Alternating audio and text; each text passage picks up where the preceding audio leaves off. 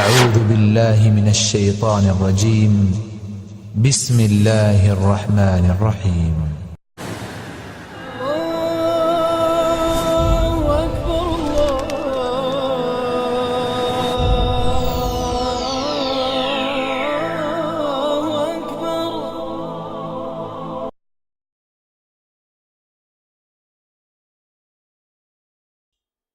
کسی نے ایک سوال کیا، اللہ کو اس کے اسماء الحسنی کے علاوہ دوسرے ناموں جیسے خدا، گاڈ، پربھو، بھگوان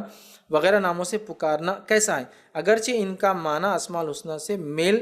کھاتے ہوئے ہو؟ ٹھیک ہے، تو یاد رکھیے اللہ تعالیٰ کو جس ناموں سے اللہ نے خود پکارا ہے یا اس کے نبی صلی اللہ علیہ وسلم نے پکارا ہے، ان ناموں کے علاوہ پکارنا جائز نہیں ہے،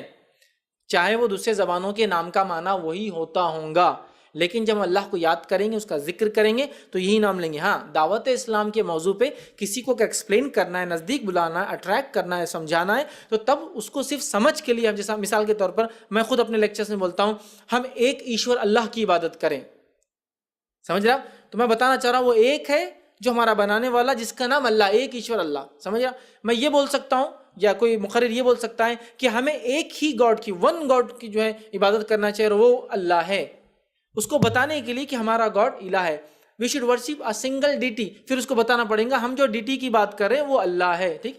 جس سے ہم مانگتے ہیں، ٹھیک، تو لہٰذا یہ ہو سکتا ہے، لیکن میں یہ کہوں کہ سرے سے یا گاڈ بولو، نہیں، غلط ہو جائے گا، اس لیے کہ یہ اللہ کے اسماء الحسنی میں گاڈ شامل ہی نہیں ہے، ہمارا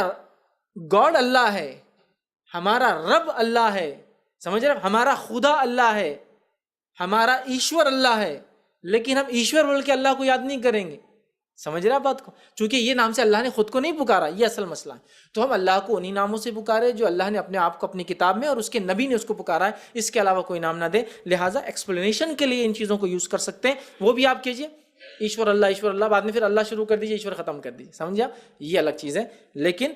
وہی نام لینا بالکل درست نہیں ہے، چاہے وہ اسماء الحسنی کے برابر ویسا ہی معنی ہو، لیکن وہ نام سے اللہ کو پکارا نہیں جائے گا جو نام خود اللہ نے اپنی کتاب میں یا اس کے رسول نے اس کو اس نام سے نہیں پکارا ہے۔